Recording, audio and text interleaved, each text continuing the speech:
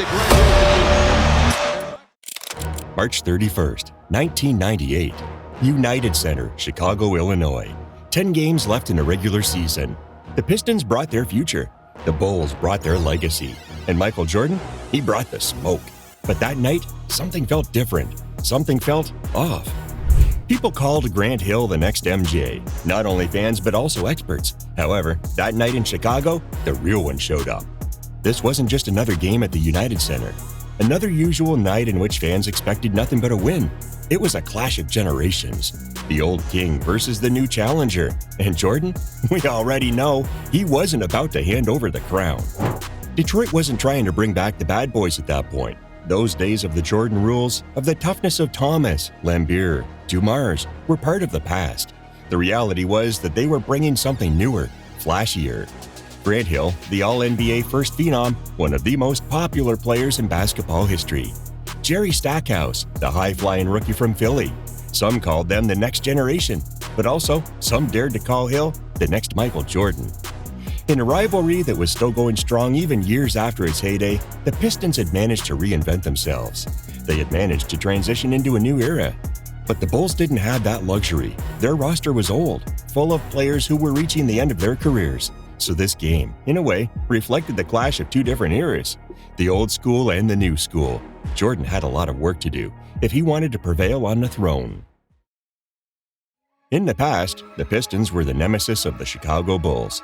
When it seemed that the duopoly of the Los Angeles Lakers and the Boston Celtics in the 1980s was finally over, Michael Jordan was unable to take over. Because Detroit had also been waiting for their chance for a long time, and they beat the Bulls season after season. However, Jordan ended up finishing them off, and he forced them to literally rebuild their team. Years later, everything was finally in place. The Pistons had acquired new young talent that threatened to take control of the league. Grant Hill was their leader, an All-NBA player who people kept comparing to Mike, and who also had a similar media impact. And although the reality was that the Pistons had had a difficult season for various reasons, the opportunity to play against the greatest player of all time doesn't come around every day. They had to take advantage of it. So Michael Jordan didn't just have one goal. Yes, he had to win the 1998 championship to achieve his second three-peat, a title that would cement the Bulls as the most dominant dynasty in modern basketball. But he also had something else to do. In the increasingly pronounced generation gap that separated the young from the old talents, there was a lot to prove. Jordan and his Bulls wanted to remain kings, but teams like the Pistons, much more athletic, had the tools to make that impossible. So on March 31st, 1998, Chicago and Detroit arrived at the United Center for a hugely important game with the end of the season in sight. The Pistons were fighting for a playoff spot and needed that W because there were only 10 games left in the regular season, 10 more games to change their season around. The time had come. Grant Hill was the first to bite that night. He was a tremendously well-rounded player on both sides of the ball, so he was able to turn defense into offense on plays like this. But night after night, on a failed alley-oop attempt by Pippen to Jordan, MJ was able to grab the loose ball for a dunk and get his first 2 points of the night. Michael, with a team built around him, was able to move around the court with total freedom. He hit the reverse spin move, then found Luke Longley on the cut. By 1998, he had learned so much that he couldn't just torch you with buckets. He could also torch you with dimes. Just a few moments later, Jordan receives the ball at the right elbow to attack. He goes baseline, then pulls up against two defenders, and then gets the bucket again. There are no exceptions. In every single MJ game we've analyzed on the channel, we've seen how he loves that 10 to 15 feet distance from the low block. The best thing about Michael is that he was able to do the same thing over and over again efficiently, because it didn't matter what the defense did. Look, right after that, he gets the ball back at the elbow, and without even putting the ball on the floor, he pulls up and knocks down the jumper. But while leading the offense by selecting his shots well, Jordan was also setting up his teammates. On this play, he receives the ball at the top of the key. Then we see an instant double team, but Michael makes the right read by finding Ron Harper for the long two. Again, defended by Grant Hill, Jordan gives another masterclass in reading the game. This time he returns to his spot, drawing the attention of multiple defenders to finally throw a skip pass that reaches a wide-open Steve Kerr. We already know that the Bulls guard was automatic from mid-range and long distance. It was one of those days when Jordan was absolutely everywhere. He was also present on defense, creating disruptions and helping the Bulls turn defense into instant offense. In fact, that night we even saw Michael act as a rim protector, blocking shots everywhere, as in this play where Hunter is left in the dark. However, Grant Hill was starting to warm up. His ability to find gaps on drives was reminiscent of MJ. He was a little slower, less explosive, but just as effective because of his ability to time his moves. It seemed like MJ wanted to show him that he could do it too, as he drew a foul using his technique rather than his athleticism. But at the same time, he was determined to keep feeding his teammates, as in this pass that leads to a Pippen 3. When you least expected it, he brought out his aggressive side. Check out this incredible dunk where MJ sucks the gravity out of the United Center to posterize Bison Daly. And now that he had drawn the defense's attention, he found Luke Longley, who was open on the left block. Jordan had a counter for everything. He read the defense in real time. This time you're giving me a little more space? Okay, I'll hit you with the pull-up midi. And although the Pistons continued to show that they were an excellent transition team thanks to the youth of their roster, that was nothing compared to the dominance Michael Jordan was showing in the first 48 minutes. By halftime, Chicago was up by 15. The Detroit players realized the enormous power of Jordan as a playmaker, who had scored 12 points and dished out 5 assists in the first 2 quarters, in addition to 2 steals and 1 block. Bulls fans already thought it would be just another night in which Chicago would defeat its weaker rival. But Alvin Gentry's halftime speech fired up his players, and the second half would be completely different. Hill got to work on defense, getting easy baskets in transition. And just like Jordan that night, he wanted to involve his teammates at every opportunity.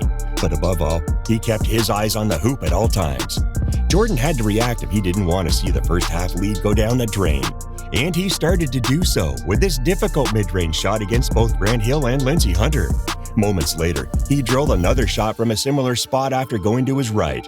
And right after that, while the Pistons were managing to close the gap on every trip, he knocked down yet another fadeaway jumper from low post. What's more, he did it right in front of Jerry Stackhouse. At that moment, he was the only one stepping up. Because of that, the Pistons' defense increased the pressure on Jordan again. But Michael always made the right decision, finding Harper for another wide-open long 2. And to cap off a third quarter that was an absolute masterclass, Jordan swishes another jump shot from 14 feet away to beat the buzzer. The Pistons had cut the lead to 2 points, but Michael's heroics had allowed them to start the fourth quarter with an 8-point lead. That said, the game was far from over. Mike's mindset didn't change when the fourth quarter began. After receiving a terrible pass from Dennis Rodman, Jordan operates between 2 defenders to get a decent look from mid-range that, for him, was a layup. But right after that, what many fans remember as the best play of the game would take place. And it wasn't Mike. Watch as Grant Hill destroys Scottie Pippen's ankles with a crossover that he finishes with a ferocious dunk. The Pistons were on fire, and Grant Hill kept finding spaces in the Bulls' paint, whether with drives or cuts like this one, and his connection with Stackhouse was becoming more and more fluid. Check out the pass to Jerry for the dunk. Grant Hill was constantly attacking Pippen in the low post, trying to take advantage of him on every play. And the truth is that many times, he succeeded. He was toying with one of the best defenders in the entire league. Again, and again, and again. And with this 3, Joe Dumars put the Pistons up by 2 with just over a minute left in the game. In what could be the last possession of the game, the Bulls needed a bucket. And Jordan came to the rescue with an incredible pass to Randy Brown, who scores his only 2 points of the game from the free throw line. But after Grant Hill misses his game-winning attempt, the game goes into overtime. Jordan sets the tone early, assisting Pippen on a 3 from the top of the key. And moments later, he draws the foul in transition when, at 35 years old, he gets to the other side of the court faster than anyone else. Although Grant Hill continued to pound the Bulls' paint in an unstoppable fashion, Jordan soon proved that it would be to no avail.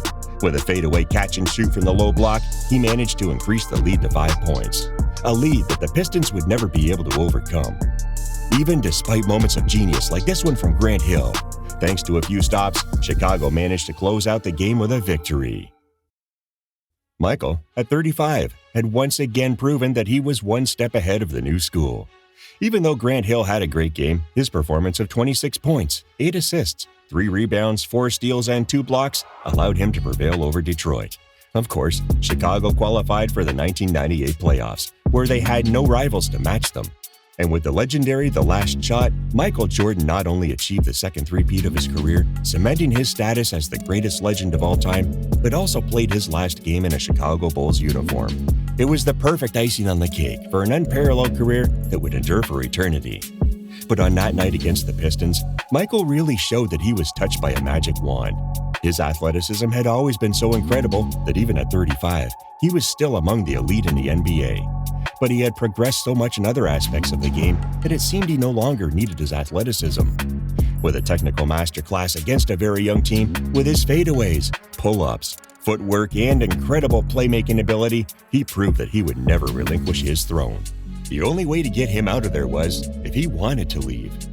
This game against the Pistons represented a clash of eras, an anomaly in time that allowed us to see two different styles of basketball at the same time. But is this the best game in which Jordan imposed his reign over the new school? Drop your pick in the comments. We'd love to hear your story. If you live for legendary breakdowns, epic rivalries, and the moments that made basketball history, subscribe to First 5 Hoops and join a community of real basketball fans. And if you enjoyed this video, don't forget to like, subscribe, and hit the notification bell to stay updated with all our latest content. Thanks for watching, and we'll catch you in the next one.